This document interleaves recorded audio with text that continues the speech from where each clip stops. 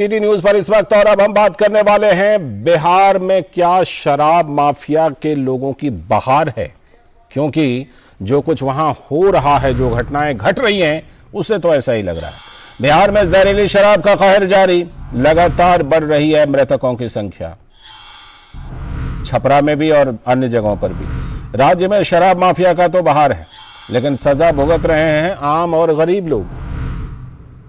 प्रमुख विपक्षी party BJP का दावा है कि जहरीली शराब से सिर्फ हफ्ते भर में ही 100 से भी अधिक लोगों ने जान गंवा दी है। और बीजेपी ने जहरीली शराब में मृत परिवारों को मुआवजा देने के लिए राज्य सरकार पर दबाव बनाया है। लेकिन मुख्यमंत्री नीतीश कुमार के बयान को याद कीजिए, जो उन्होंने वहां पर विधानसभा के अंदर कहा कि जो पिएगा वो मरेगा, 1 पैसा भी नहीं देंगे। ये मुख्यमंत्री नीतीश कुमार का बयान है। तो सवाल ये उठता है कि क्या सिर्फ पीने वाले ही दोषी हैं? क्या राज्य में प्रशासन क्या कर रहा है? जब अवैध शराब वहां बनाई जाती है या लाई जाती है तो उस समय प्रशासन कहां रहता है? इतनी बड़ी घटना के बाद पुलिस सक्रिय तो हुई है, लेकिन शराब माफिया के लोगों ने छापा मार रही पुलिस टीम पर ही हमला कर दिया। रामनगर थाना क्षेत्र के धंगर टोली का मामला है। उत्पाद विभाग एवं पुलिस टीम पर हमला हुआ, 1 एएसआई और 4 पुलिसकर्मी जख्मी हैं। थाने की गाड़ी को भी शराब के धंधेबाजों ने क्षतिग्रस्त कर दिया। तो सोचिए कि शराब माफिया के हौसले कितने बुलंद हैं बिहार में। पूर्व सीएम जीतन राम मांझी, जो महागठबंधन के सहयोगी हैं, उनका बयान है कि बिहार में 60% नेता और अधिकारी पीते हैं शराब। और यह भी उन्होंने कहा कि शराबबंदी बस नाम की, पहले से ज्यादा शराब बिकती है और नीतीश किसी की सुनते ही नहीं। ये जीतन राम मांझी पूर्व मुख्यमंत्री ने कहा। तो फिर सवाल यह है कि बिहार में शराबबंदी के बाद जहरीली शराब सिर्फ गरीबों के नसीब में, क्योंकि बाकी लोगों को तो मिल जाती है शराब, जैसा मांझी जी कह रहे हैं।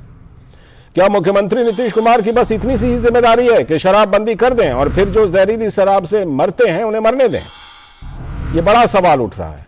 बिहार में शराबबंदी के बाद उसे ठीक से लागू करने की जिम्मेदारी किसकी है? क्या नीतीश कुमार और उनकी सरकार की नहीं?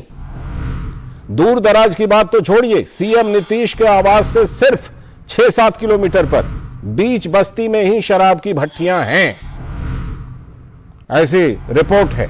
तो फिर सीएम नीतीश कुमार के जो पिएगा वो मरेगा वाला जो बयान है, इसके कह देने भर से बिहार में बहार और सुशासन है। सुशील मोदी, जो भारतीय जनता पार्टी के वरिष्ठ नेता हैं, लंबे समय तक बिहार के पूर्व उप मुख्यमंत्री रहे हैं और अब नीतीश कुमार के सहयोगी भी रहे थे कभी, उनके बयान को पहले सुन लीजिए। कि लगभग सभी पार्टियों ने मुआवजा के पक्ष में बयान दिया है। यहाँ तक कि महागठबंधन के भी 3 घटक दलों ने खुलेआम मांग की कि मुआवजा मिलना चाहिए। और अगर गोपालगंज में 2016 में आपने मुआवजा दिया तो आज क्यों नहीं मिल सकता, आज क्यों नहीं मिलना चाहिए? और एक्साइज एक्ट, बिहार का जो एक्साइज एक्ट, उसकी धारा 42 में यह प्रावधान है कि जो बेचने वाले हैं, विक्रेता हैं, अवैध व्यापार करने वाले लोग हैं, उनसे पैसा वसूला जाएगा और गरीबों को जो मरने वाले उनको 4 लाख का भुगतान किया जाएगा। और ऐसी स्थिति में सरकार ये करती है कि पहले दे देती है पैसा, फिर वसूलने की कार्रवाई चलती रहती है, क्योंकि सजा होने में या वसूलने में तो समय लगेगा।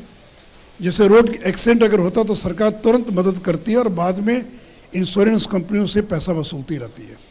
तो वही हम लोगों का कहना है कि जब कानून में प्रावधान है तो आप तत्काल दीजिए उनको पैसा, जैसा आपने गोपालगंज में दिया, और बाद में वसूली की कार्रवाई करते रहिए। लेकिन मुख्यमंत्री अपनी जिद पर अड़े हुए, लेकिन मुझे पूरा भरोसा है कि उनको झुकना पड़ेगा। इसके पहले नगर निकाय चुनाव के मुद्दे पर भी उनको झुकना पड़ा था, इस बार फिर उनको इस मुद्दे पर झुकना पड़ेगा।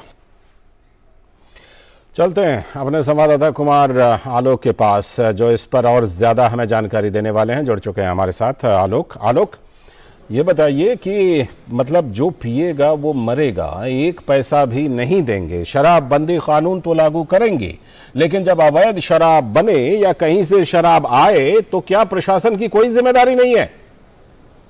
बिल्कुल सही कहा आपने। इन नेताओं का बयान देखिए। पहले नीतीश कुमार ने सदन में कहा कि 1 पैसा मुआवजा नहीं देंगे जो शराब पी करके मरेंगे। और कल उपेंद्र कुशवाहा, जो उनके नेता हैं, बड़े नेता हैं, उन्होंने एक एग्जाम्पल दिया कि अगर कोई आदमी बम बना रहा है और बम बनाते समय अगर उसका विस्फोट हो जाता है और विस्फोट में अगर उसकी मृत्यु हो जाती है तो भला सरकार मुआवजा क्यों दे? अब आप समझ सकते हैं कि इनकी मानसिक स्थिति इन लोगों की किस तरीके की हो गई है। और एक जो नीतीश कुमार का हठयोग है, हठयोग के लिए वो जाने जाते हैं।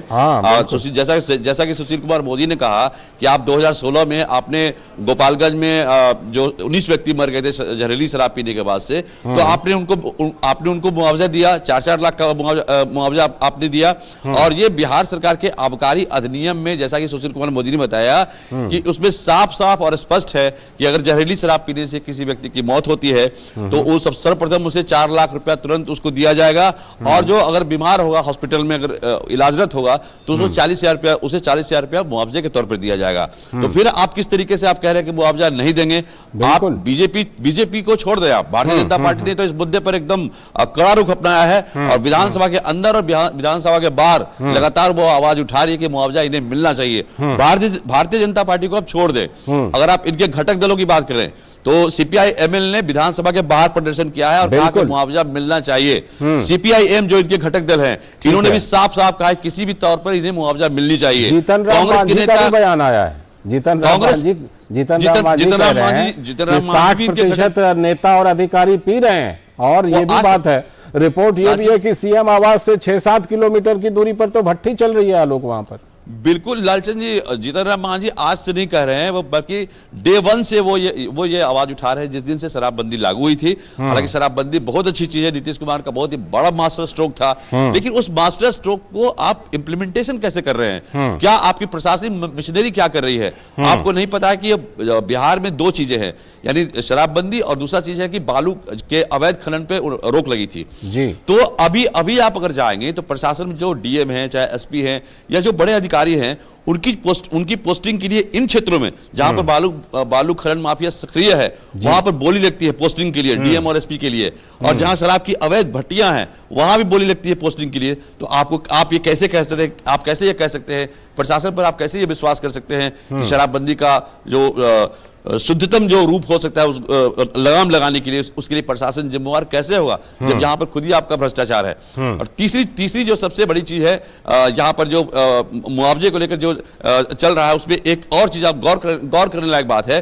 कि जब तेजस्वी यादव से पूछा गया, जो नीतीश कुमार के अभी सहयोगी हैं और डिप्टी सीएम है, तो उनसे जब पूछा गया कि मुआवजे के बारे में आपका क्या ख्याल है, तो उन्होंने सीधे कटते हुए और बचते हुए कह दिया कि जब माननीय मंत्री का जवाब आ गया उसमें मैं क्या कह सकता हूं। तो आरजेडी इनके घटक दलों के अंदर ही एक बहुत बड़ा विद्रोह अंदर सुलग रहा है और नीतीश कुमार के लिए गले की हड्डी बन गया है। बिल्कुल गले की हड्डी बन गया और कई सवाल उठ रहे हैं। और वो सवाल ये है कि सिर्फ ये बयान देने से काम नहीं चलेगा कि जो पिएगा वो मरेगा।